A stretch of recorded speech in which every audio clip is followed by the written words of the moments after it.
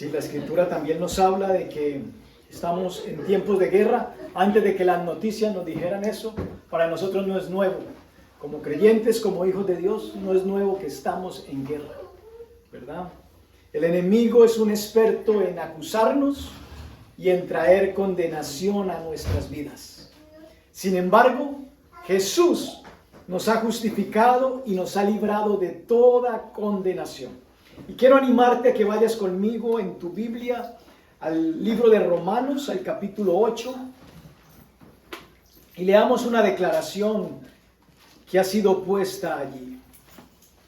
Romanos 8. ¿Vieron el título de la enseñanza de hoy? No. Del mensaje.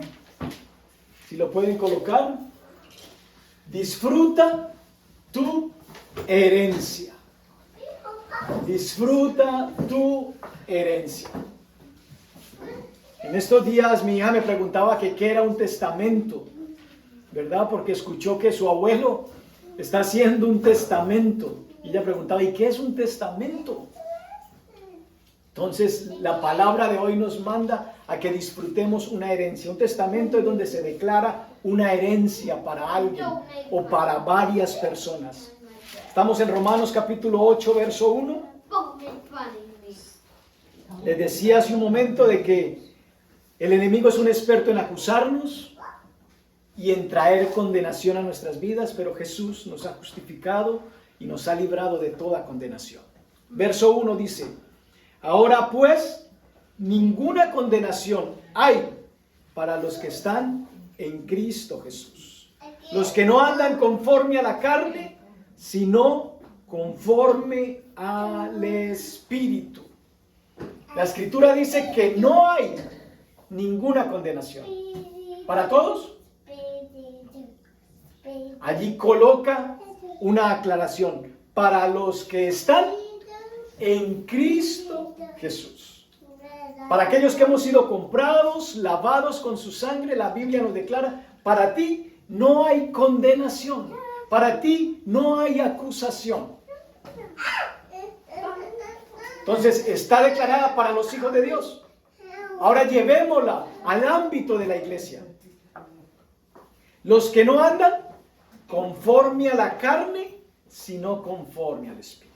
Aunque es una verdad declarada para cada uno de sus hijos, ahora hay un requisito. Los que no andan conforme a la carne, sino conforme al Espíritu. Nos da a entender que cuando yo procedo, hablo, digo, actúo conforme a mi carne, puede venir sobre mi vida ¿qué? Acusación y condenación. Cuando yo me esfuerzo por obedecer la palabra y mi esfuerzo diario es querer agradar a Dios y querer responder en el Espíritu, esto no implica una perfección, pero sí implica un deseo voluntario de querer hacer lo correcto todo el tiempo. Entonces la Escritura me dice, no hay condenación para los que están en Cristo Jesús, porque Él nos justificó y nos libró de toda condenación, ¿verdad? A veces nos imaginamos a Dios como un ser supremo que está pendiente de la falta o el pecado que yo cometí para venir con la vara y darme, ¿verdad? A veces no vemos o no lo imaginamos así. Y nosotros a veces hemos sido responsables y culpables de que nuestros hijos miren a Dios de esa manera. Yo a veces me siento a jugar con mi hija, Mario Bros. Y Mario Bros tiene diversidad de juegos, ¿verdad? Y es Mario Bros como el héroe y él tiene que aplastar y tiene que reventar estrellitas o machacar tortuguitas. Y a veces los hijos de Dios vemos a Dios de esa manera, de que Dios está como pendiente donde Julio cometió una falla para darme un barazo, para darme, ¿verdad? Pero no es así. Si bien es cierto que la Escritura habla de la vara, de la Escritura habla del castigo, no es como a veces no lo imaginamos. El castigo y la reprensión que debe de venir sobre cada uno de los hijos de Dios está manifestado primeramente por el amor. Y nosotros como padres debemos de darle a nuestros hijos el mismo conocimiento y que ellos perciban lo mismo. No que nos vean de que estamos castigándolos porque estamos buscando la falla. No, Dios no anda buscando tu falla o mi falla. Porque la Escritura dice que ninguna condenación hay para los que están en Cristo Jesús. El enemigo es el que te acusa, el enemigo es el que te condena, pero no es el proceder de Dios. Miremos lo que dice el mismo capítulo, el verso 33 y 34.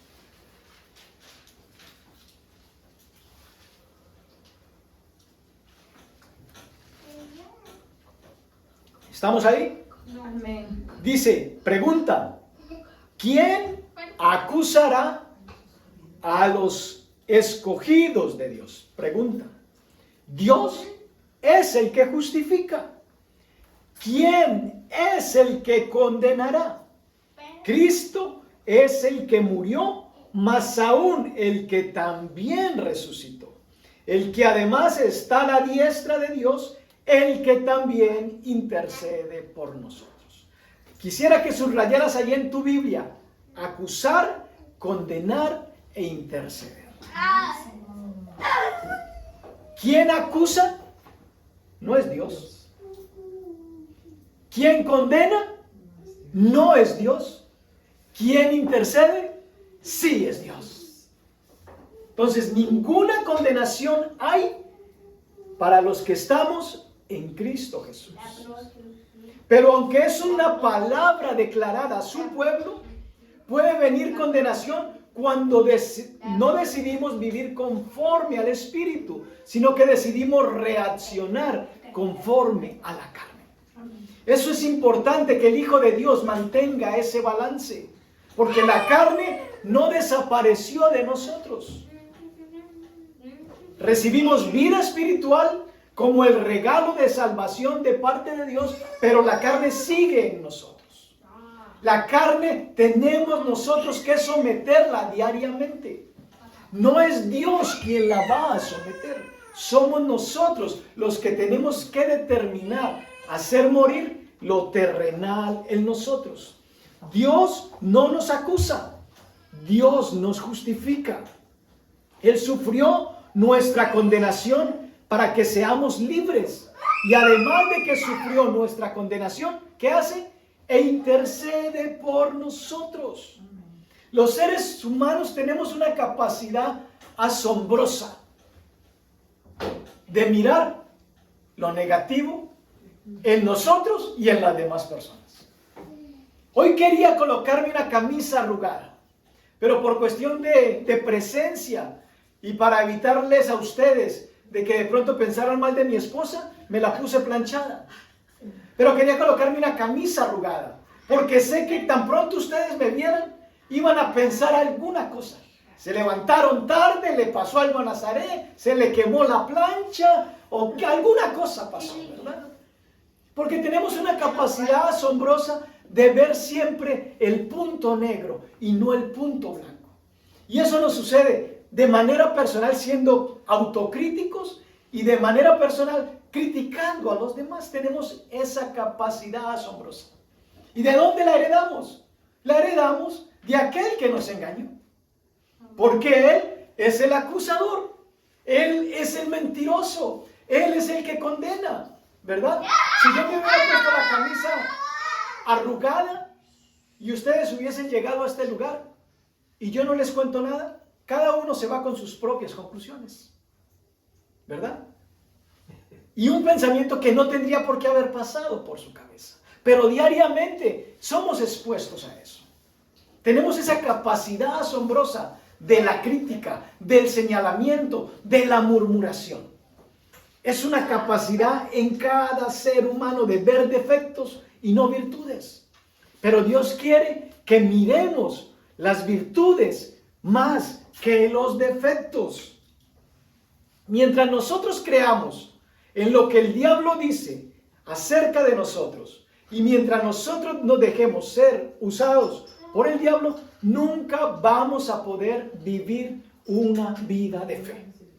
¿Por qué? Porque el diablo es mentiroso. Vayan conmigo al capítulo 14, verso 18. Romanos. Ah, no, capítulo 8 del 14 al 18, perdón. Ahí mismo.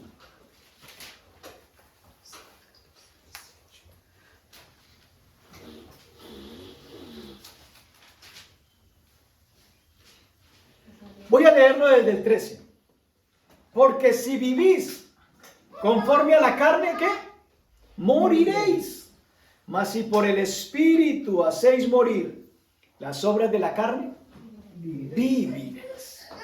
Porque todos los que son guiados por el Espíritu de Dios, ¿estos son qué? Hijos de Dios. ¿Cuál es la evidencia de que tú y yo somos hijos de Dios? La guía del Espíritu Santo. Aquellos que somos guiados por el Espíritu de Dios y le obedecemos, esa es la mayor evidencia y comprobación de que tú eres un hijo, una hija de Dios. Verso 15. Pues no habéis recibido el espíritu de esclavitud para estar otra vez en temor, sino que habéis recibido el espíritu de adopción, por el cual clamamos, Abba Padre. ¿Cuántos sabían de que usted fue adoptado? De que yo fui adoptado. Hablando en el ámbito espiritual, fuimos adoptados, sufrimos una adopción. La pregunta es, ¿por qué tuviste que ser adoptado? Porque tenías un padre irresponsable. Cada niño, cada niña que es adoptado en el mundo entero ha tenido un padre biológico. No vinieron al mundo por casualidad. Tuvieron un padre biológico, sencillamente que sufrieron abandono, rechazo o algún tipo de maltrato y tuvieron que caer bajo manos del gobierno.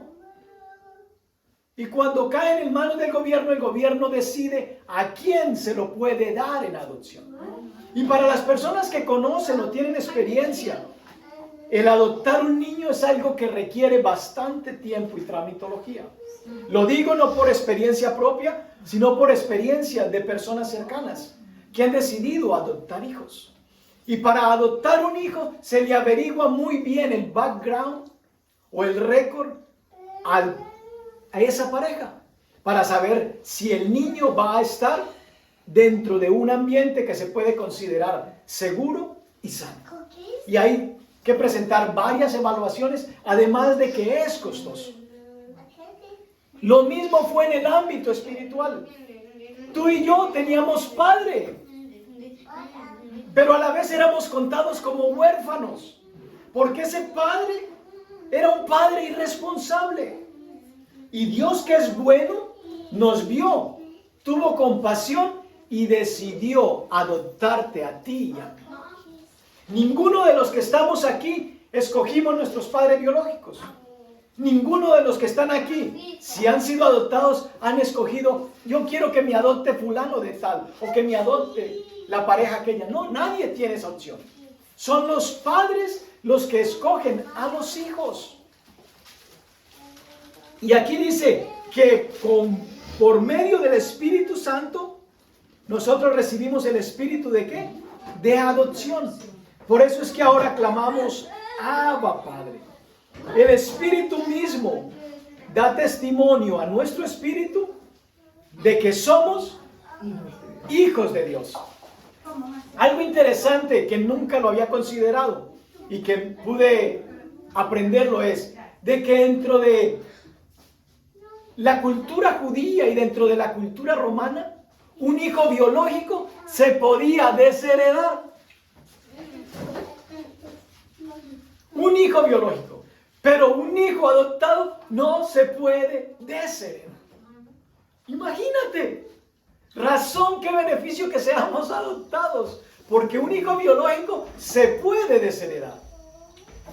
Hay ciertos grupos religiosos en los que cuando no siguen las normas de sus creencias, desheredan sus hijos. Los Amish, muchos de ellos, cuando sus hijos han decidido no estar bajo más esa creencia, los desheredan. Y te vas y ya no eres hijo, hija. Pero un hijo adoptado no se le puede desheredar. Un hijo adoptado tiene los mismos derechos del biológico, agregándole que al hijo adoptado no le pueden desheredar. ¡Qué garantía! Y aquí dice, el Espíritu mismo da testimonio a nuestro espíritu de que somos hijos de Dios. Y si hijos, ¿también qué? Herederos. Yo no sé si tú sabías que tú eras un heredero, que tú eras una heredera.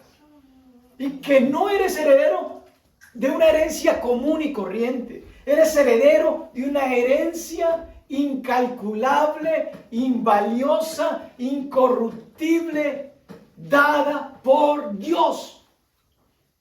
Dice, y si hijos, también herederos.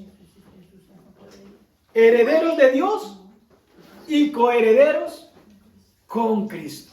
O sea, los derechos que tiene Cristo, los tengo yo ahora. Porque Cristo es mi hermano mayor. Él es el primogénito entre muchos hermanos. Y Dios, cuando me adoptó a mí, cuando te adoptó a ti, dice que el Espíritu Santo te hizo su hijo. Y ahora eres heredero de Dios y coheredero con Cristo. Si le ponemos un punto, hasta ahí queda chévere, ¿verdad? Heredero de Dios y coheredero con Cristo, punto final. ¿O seguimos leyendo?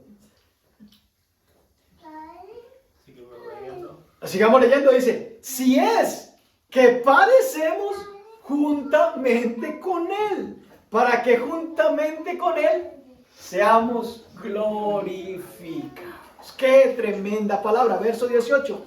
Pues tengo por cierto que las aflicciones del tiempo presente no son comparables con la gloria venidera que en nosotros ha de manifestarse. ¡Qué tremenda declaración! Tú y yo somos herederos. Por eso Dios, el mensaje que nos envía hoy es: disfruta tu herencia. Porque hay muchos hijos en la casa que no están disfrutando la herencia. No sé cuántos aquí han leído la historia del hijo pródigo. No la vamos a leer, sino que la traigo simplemente como un comentario. ¿Cuántos hijos tenía ese hombre? 2. ¿Ese hombre era pobre o era rico? Rico. ¿Qué le pidieron sus hijos? Uno de ellos pidió la herencia. Pero como el padre no hacía acepción de personas, si uno se la pidió, se la tenía que dar a todos. Porque no se hace testamento para uno solo, sino para todos. Y aunque uno fue el que la pidió, a ambos les dieron herencia. ¿Qué hizo uno? Ayúdenme a desarrollar el servicio, ayúdenme. Dice que se fue y vivió como perdidamente. O sea que se la rumbió, se la fumó, se la bailó con mujeres, con trago, quién sabe cuántas cosas hizo, porque la Biblia no nos da detalle, pero sí nos dice que perdidamente vivió. El otro que hizo, recibió la platica y se quedó en la casa. A los ojos críticos tuyos y míos, ¿qué diríamos? Se quedó el bueno y se fue el malo. Tenemos esa cualidad de poder mirar el punto negro en los demás. Diríamos, el que se fue, el malo; el que se quedó, el bueno. Pero ambos recibieron la herencia. Al tiempo, dice que el que se fue a vivir perdidamente, ¿qué? Se le abrieron los ojos y volvió en sí. O sea, reconoció que de donde estaba no era el lugar donde pertenecía. Y dijo, volveré a mi casa. Y el hombre volvió a su casa, pero ya no volvió con altivez ni con orgullo. Volvió humilde. Venía tan humilde que traía un falso concepto de humildad. Él dijo, le diré a mi padre que me haga ahora como uno de sus jornaleros, porque no soy digno de que sea llamado su hijo. Esa era la falsa humildad con la que él regresaba a la casa. Una falsa humildad puesta por el mismo pecado que habitaba en él. Pero cuando regresó a casa, se encontró con una sorpresa de que su papá no estaba con una escopeta, para decirle, vete de aquí, vagabundo, ahorita que te acabó la plata volvés, ¿no? No. Se encontró con la sorpresa que su papá estaba con los brazos abiertos y salió, ¿qué? Corriendo a recibirlo. Y además de eso, mandó a traer DJ. Hizo una fiesta y hizo un banquete. Y el hermano que se había quedado, que a los ojos nuestros es el bueno, escuchó música en la casa y dijo, ¿y qué es esta parranda que hay en la casa?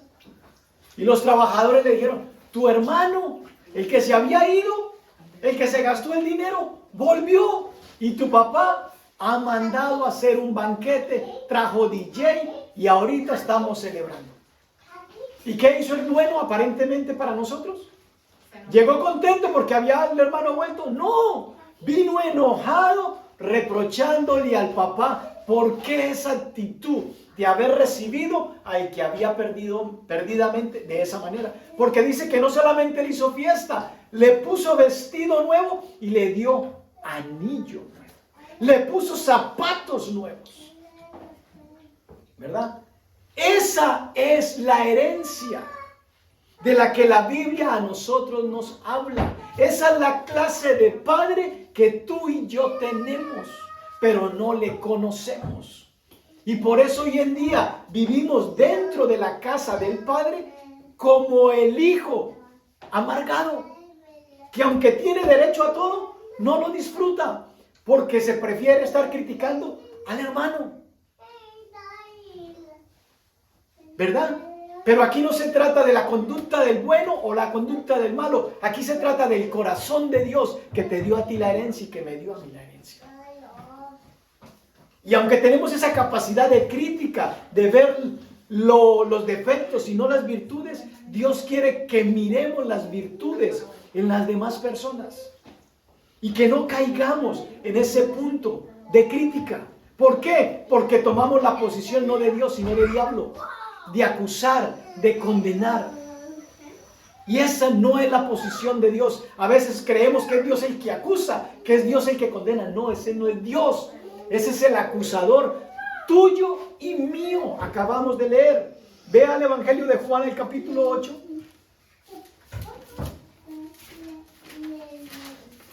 Versos del 14 al 18.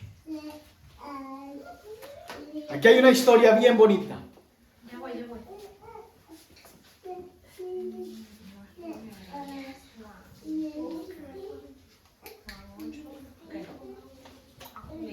Ok. Dice el verso 1.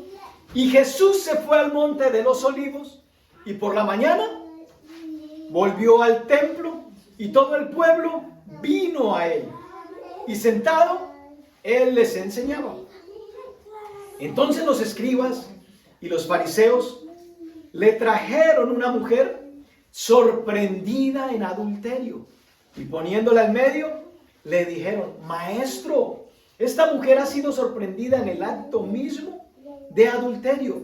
Y en la ley nos mandó Moisés apedrear a tales mujeres.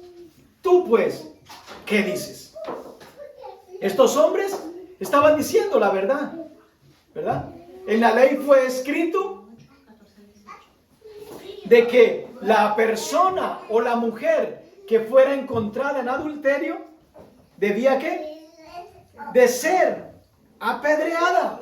Tú pues, ¿qué dices? Pero le presentaron la ley a medias porque no era solamente la mujer, era el hombre también que tenía que morir. Estamos en Juan capítulo 8, versos del 1 al 11. Del 14 al 18, perdón, pero lo estoy leyendo desde el 1. Entonces dice el verso 6, mas esto decían tentándole para poder acusarle. Pero Jesús, inclinado hacia el suelo,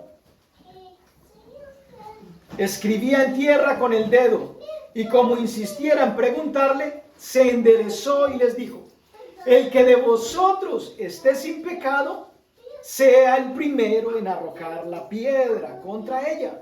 E inclinándose de nuevo hacia el suelo, siguió escribiendo en tierra. Pero ellos, al oír esto, acusados por su conciencia, salían uno a uno, comenzando desde los más viejos hasta los postreros. Y quedó solo Jesús y la mujer que estaba en medio. Si usted se da cuenta, la conciencia, entre usted más años tenga de vida, tiene una conciencia más acusadora que uno más joven. Porque los que comenzaron a salir primero fueron los viejos, no fueron los jóvenes. ¿Por qué? Porque hemos acumulado más experiencias en nuestra vida. En muchas de ellas han sido buenas, pero muchas de ellas han sido desagradables. Verso 10. Enderezándose Jesús y no viendo a nadie, sino a la mujer, le dijo: Mujer, ¿dónde están los que te acusaban? Pregunta. ¿Ninguno te condenó? Preguntó. ¿Por qué? Porque la actitud normal del ser humano es generar condenación. Pero Jesús, al levantar la cabeza, le preguntó: ¿dónde estaba el gentío? Porque ellos vinieron a declarar verdades contra ti. Ellos no dijeron mentiras. Ellos sabían que tenían derecho de apedrearte. Pero por causa de mis respuestas, ninguno te condenó. Ella dijo: ninguno, Señor. Entonces Jesús le dijo: ni yo te condeno, vete y no peques más. ¿Te das cuenta que la idea de Jesús es librarnos a ti y a mí de un mundo de acusación y de condenación? Dios no aprueba ni tu autocondenación, ni tu autocrítica, ni la que hagas en contra de los demás. Amén. Él quiere generar en nosotros una libertad de que no haya ninguna condenación. Por eso Él dijo: si tú estás en mí, ninguna condenación hay. Pero ojo, si vives conforme al Espíritu, no conforme a la carne. Les decía al comenzar de que nosotros tuvimos que ser adoptados porque teníamos un padre irresponsable. Ahora sí lean el 44 al 45. ¿Del mismo Juan? Del mismo Juan K8.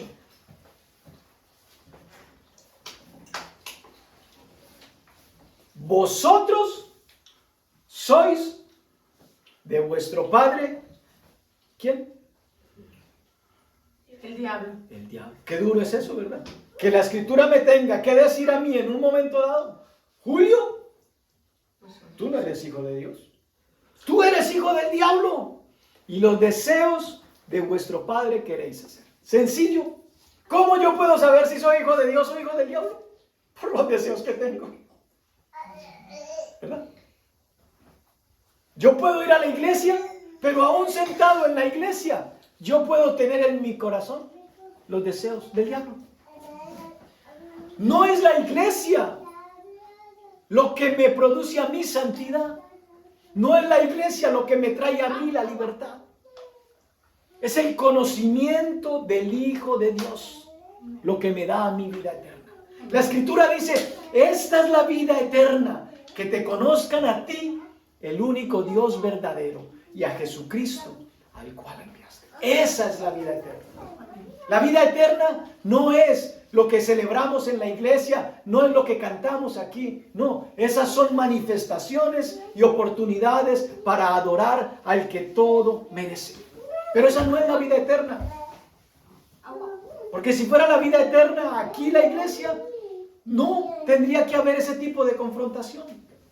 Vosotros sois de vuestro padre el diablo, y los deseos de vuestro padre queréis hacer. Él ha sido ¿qué? Homicida desde el principio, y no ha permanecido en la verdad, porque no hay verdad en él. Cuando habla mentira, de suyo habla, porque es mentiroso y padre de mentira. Y a mí, porque digo la verdad, no me creéis. ¿Cuántas verdades Dios te ha declarado a ti y a mí y aún no las aceptamos?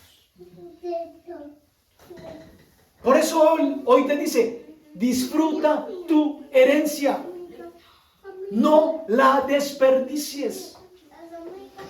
Con el ojo humano, el hijo más bueno, ¿cuál era? El que se quedó en la casa, no el que se fue. A los ojos de Dios, ¿cuál era el mejor? El que se fue y regresó, ¿qué? Con los ojos abiertos, porque Jesús te quiere a ti y a mí con los ojos abiertos. con un entendimiento claro. Por eso dice, conoceréis la verdad y la verdad que te hará libre.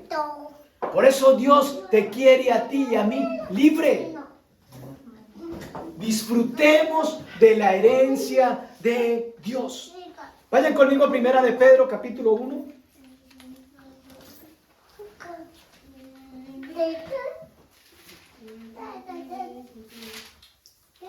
Verso de 3 al 5.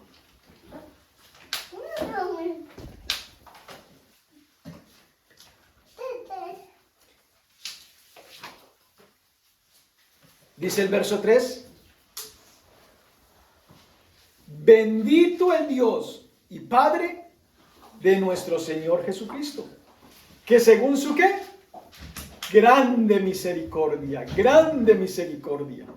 nos hizo renacer para una esperanza viva por la resurrección de Jesucristo de los muertos.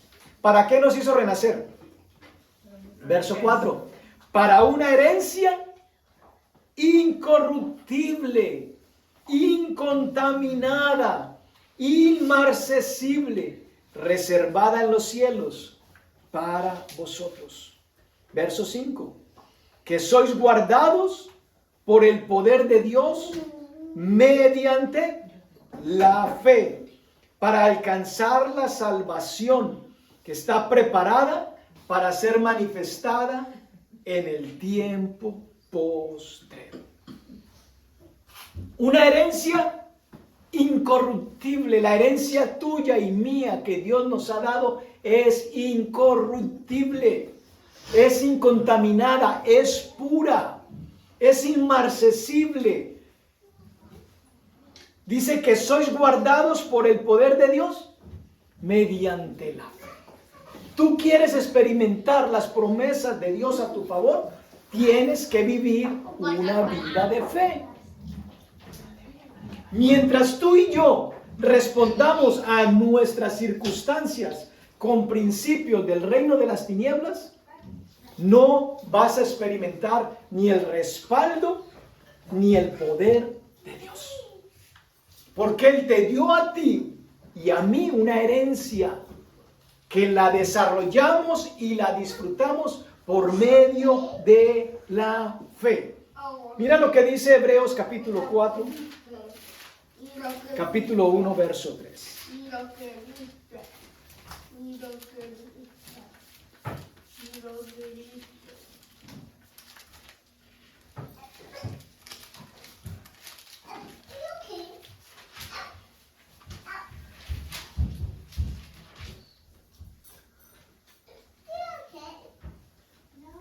Dice el verso 1 de Hebreos 4, temamos pues, no sea que permaneciendo aún la promesa de entrar en su reposo, alguno de vosotros parezca no haberlo alcanzado. Porque también a nosotros se nos ha anunciado la buena nueva como a ellos, pero no les aprovechó al oír la palabra, por no ir acompañada de fe en los que la oyeron. Pero los que hemos creído, entramos en el reposo de la manera que dijo.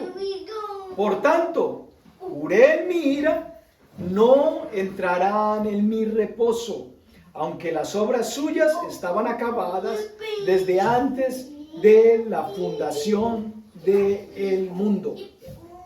Este texto nos habla del pueblo hebreo. El pueblo hebreo fue sacado de Egipto, ¿verdad? Todos conocen esa historia de que eran esclavos. ¿Cuál era el anhelo de Dios? Hacerlos libres, pero bendecirlos también. Llevarlos a una tierra prometida. Dice la Escritura que esa tierra fluía leche y miel, que allí iban a obtener cosas por las que nunca habían ellos trabajado. Simplemente porque Dios era bueno, las iban a disfrutar. Algo similar como el paraíso. Adán y Eva no tuvieron que trabajar para haber sido colocados en el paraíso. Pero las malas decisiones los privaron de esos privilegios. Y aunque el pueblo hebreo tenía que caminar para ir a la tierra prometida, las circunstancias a su alrededor, los pueblos y las naciones de su alrededor siempre les generaban conflictos. Tantos conflictos que el pueblo tuvo que ser llevado cautivo por otra nación. Ellos nunca esperaron que la promesa de la tierra prometida tuviera que ver con dificultades. Hoy en día a ti y a mí se nos habla de que conozcas el amor de Dios, que experimentes el amor de Dios. Pero muchas veces nos lo dicen de una manera equivocada. Nos dicen, si tú aceptas a Jesús, se te acabaron los problemas. Y el que te diga eso te mintió. Porque la Escritura no habla de eso. La Biblia no habla de que para entrar a la tierra prometida tú vas a estar libre de aflicción, de que tú no vas a tener problemas, de que tú no vas a tener circunstancias difíciles. Y al igual que los hebreos, muchos de ellos, dice el verso que leímos, perecieron por causa de ¿qué? De incredulidad. ¿Por qué? No les aprovechó la palabra. ¿Por qué? Porque no la recibieron con fe. Ellos dijeron, sí, vamos a la tierra prometida, pero cuando vieron gigantes, no, ya no es conmigo. Y muchos no entraron. Hoy en día hay miles de personas sentadas en las bancas de las iglesias, pero simplemente con un compromiso dominical, no con un compromiso diario de creer y de vivir para el Dios que los ha comprado y que los ha adoptado. Y mientras tú y yo seamos de aquellos que generamos solamente un compromiso dominical, no vamos a experimentar el respaldo de las promesas de Dios. Porque tú no puedes separar tu vida secular de tu vida espiritual. Muchas personas dicen, hoy voy a tener mi vida espiritual, que es ir a la iglesia y voy a hacer hábitos y costumbres que se hacen en la iglesia. Pero de lunes a viernes o sábado es mi vida secular. O sea que tú de tu vida secular tú sacas a Dios y no podemos tener dos tipos de vida. El cristiano es integral. Todo lo que hagas en el mundo secular o en el ámbito espiritual es para la gloria de Dios. El pueblo hebreo, la mayoría pereció por causa de ¿qué? De que no recibieron la palabra, dice, lo acabamos de leer, no les aprovechó al oír la palabra por no ir acompañada de fe en los que lo oyeron. Por lo que no entraron en el reposo de Dios, no entraron en el beneficio del cumplimiento de las palabras de Dios. Para ellos esa herencia les resultó incierta y complicada. Para ellos dijeron, sí, tenemos una herencia, pero hay que pelear, hay que luchar, hay que aguantar.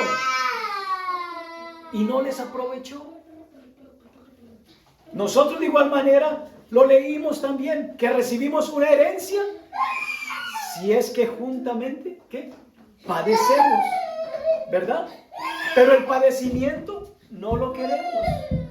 El padecimiento lo rechazamos. El padecimiento queremos ponerlo a un lado. Pero Dios, aunque no nos ha prometido una vida sin padecimientos, sí nos ha prometido una vida en donde nos va a dar siempre la salida a cualquier dificultad, a cualquier problema. Él ha garantizado que nos dará la fuerza, que nos dará la salud, que nos dará la sabiduría que necesitamos para afrontar cualquier dificultad y poder desarrollar una vida de santidad. Amén. Acompáñame al capítulo 12, verso 28. Hebreos 12, verso 28.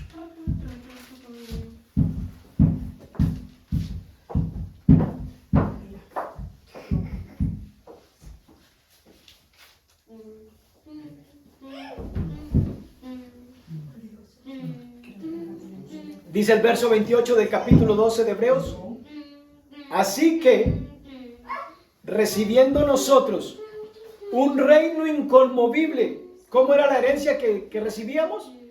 Incontaminable, inmarcesible, inconmovible. Así que recibiendo nosotros un reino inconmovible, tengamos ¿qué? Gratitud. Y mediante ella, sirvamos a Dios agradándole con temor y reverencia.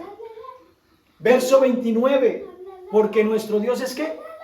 Fuego consumidor. Uno de los atributos de Dios, ¿recuerdan la palabra que Dios nos mandó a comienzos de año? Que es, teníamos que aprender sus atributos. Uno de los atributos de Dios es que es fuego consumidor. Dios es misericordioso y eso está bien, pero Dios también es fuego consumidor. A los hebreos Dios los liberó ¿a cuántos? A todos. A todos quería darles tierra prometida, pero todos entraron no. ¿Por qué? ¿Porque Dios quiso? ¿Porque Dios hace excepción de personas? ¿O porque ellos en su proceso de tener que enfrentar situaciones decidieron más bien, yo me quedo aquí? Y dice que como no recibieron la palabra con fe, no la pusieron por obra, tuvieron que perecer. Lo mismo le pasa hoy a miles de cristianos en el mundo entero. Reciben la misma palabra, unos avanzan y otros retroceden y otros perecen. ¿Tú de qué grupo vas a ser? ¿De los que avanzan, de los que se quedan o de los que retroceden? Espero que seas de aquellos que dices como Isaías, envíame a mí, que tengo dudas, que tengo limitaciones, que tengo temores, pero si tú vas conmigo, sé que puedo. Si tú me ayudas, afronto. Si tú me levantas, le voy a eso. Que seamos de esos que no retrocedemos, sino que a través de la fe alcanzamos las promesas. Amén. Recuerda que no es por la voluntad de Dios que tú y yo somos bendecidos. Dios desea el bien para todos. Para todos. Dios desea salud y bienestar para todos. Si fuera por la voluntad de Dios, no existirían hospitales. No existirían los médicos. Porque la voluntad de Dios es de que todos estemos sanos. Amén. En el cielo no va a haber enfermedad. De lo contrario, el mejor hospital estará arriba.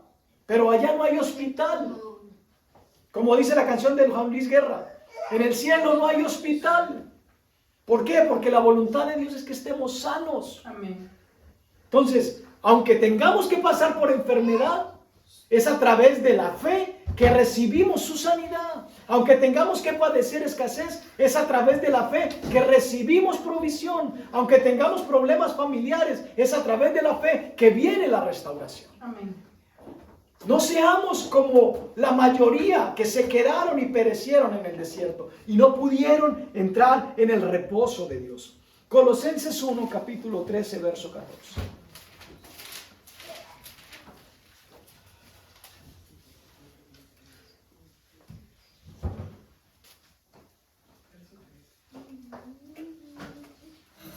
Mira lo que dice este texto. La herencia de Dios, el cual nos ha librado de la potestad de las tinieblas y trasladado al reino de su amado Hijo, en quien tenemos redención por su sangre, el perdón de pecados. Hermano, no confundas la iglesia y las actividades de la iglesia con el reino de Dios. Porque si limitas el reino de Dios a la iglesia, entonces tu vida está limitada únicamente al tiempo en que participas en la iglesia. Pero el reino de Dios debe de incluir todo tu proceder 24/7, los 365 días de la semana. Tú no puedes tener vida secular y vida espiritual. Tu vida es una en Cristo. No tenemos dos vidas. Lo que somos en el trabajo, somos en la iglesia. Lo que puedes hacer en privado, lo puedes hacer en público. Pero no tenemos dos vidas. ¿Verdad? Dios conoce todo. Entonces, seamos de aquellos que a través de la fe recibimos el cumplimiento de las promesas. Ahora ve conmigo al libro de Isaías, al capítulo 54. Verso del 16 al 17. Entonces ya sabes que tienes una herencia, ¿verdad? Di conmigo, soy heredero de Dios. Soy heredero de Dios. Soy coheredero con Cristo. Soy coheredero con Cristo. Okay. Isaías 54, verso del 16 al 17. 54. Ajá. Gracias.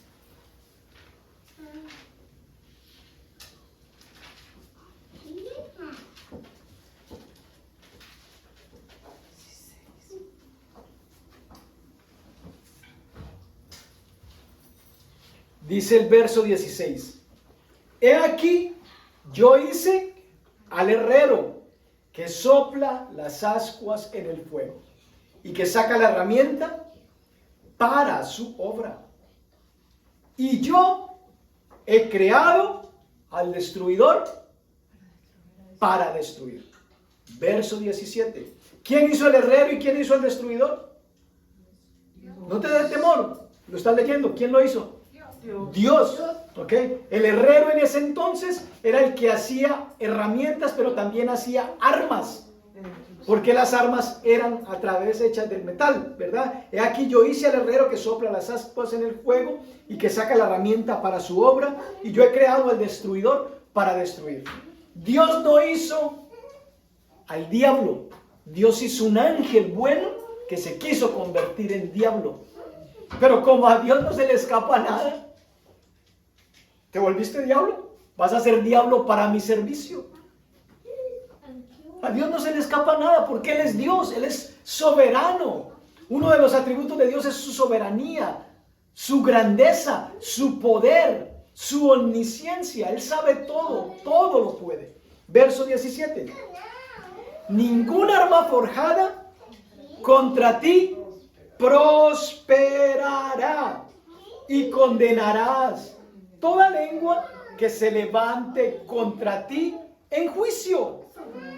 Esta es la herencia de los siervos de Jehová, y su salvación de mí vendrá.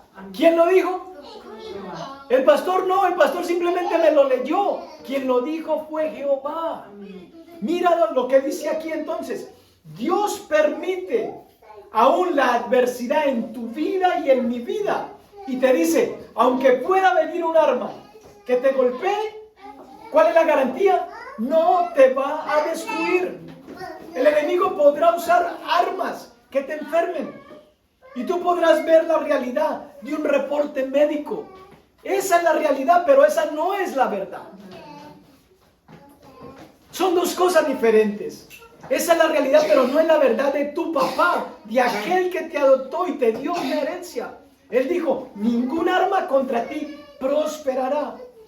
Dios puede proceder de muchas maneras. Él puede quitarle el arma al diablo, o Él puede permitirle al diablo que con esa arma te toque. ¿Verdad? Lo que te ha garantizado es que ningún arma forjada contra ti prosperará. O sea, no hay arma creada ni que se pueda inventar el ser humano que en contra tuya vaya a prosperar. Eso es lo que dice la Escritura. Muchas veces nosotros podemos con mayor facilidad, cuando nos habla aquí de arma forjada, nos habla de armas palpables, pero también nos habla de un arma poderosa que no es palpable. ¿Cuál es? Léalo. Allí nos habla de armas palpables, pero también nos habla de un arma que no es palpable. La lengua, ¿verdad? Dice, toda lengua y condenarás, y condenarás. ¿Quién es el que te acusa y te condena? El diablo. Pero ahora Dios te pone del otro lado. Tú vas a condenar toda lengua que se levante en contra tuya. Es más fácil a veces soportar un golpe y levantarnos de un golpe con una espada que levantarnos de un insulto, de una crítica o de una murmuración. Es que me dijeron y me hicieron tanto daño. Hubiera preferido que me metieran un puñal, pero esas palabras me dañaron. He sido víctima de abuso verbal, y eso es insuperable y eso es imperdonable. Pero Dios te dice, ninguna arma forjada contra ti prosperará. Desecha esa idea de que no vas a poder perdonar. Yo te di una herencia, te he dado poder, te he dado victoria. Tienes mi Espíritu Santo. Tú puedes perdonar, tú puedes restaurar. Tú puedes llamar lo que no es como si fuera. Tú puedes, porque ninguna arma prosperará. Y condenarás toda lengua que se levante en contra de ti en juicio. Escucha, esta es la herencia de los siervos de Jehová. ¿Tú qué eres? ¿Siervo o hijo? Hijo. Ok, y si esa es la herencia para los siervos, que no son hijos adoptados, sino que son trabajadores, ¿cuál no será la herencia para el hijo? Tú y yo somos hijos. ¿Y por qué Isaías dice siervos? Porque aquí todavía no existía el beneficio de la adopción. Y dice, y su salvación de mí vendrá, dijo Jehová. Por eso es que nosotros cada día miramos al cielo, porque ¿de dónde viene nuestro socorro? De arriba, no de abajo. Aunque yo mantengo mirando para abajo porque Dios me bendice mucho encontrándome cosas. Yo mantengo mirando mucho para abajo, pero en la mañana miro para arriba primero. Y después me dedico a ver qué es lo que Dios me va a colocar enfrente. Pero de arriba es que viene mi socorro, mi provisión, mi sustento, mi sanidad, mi consolación, mi restauración de arriba. ¿Quién lo dijo? Jehová. Jehová lo dijo. Ok, iglesia. Entonces quiero que te levantes y quiero leerte un texto más. Está en Mateo capítulo 10, verso 28.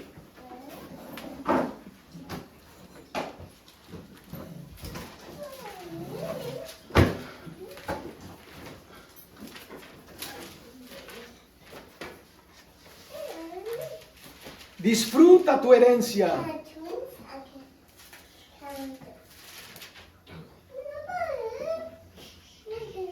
Dice el verso 28, y no temáis a los que matan el cuerpo.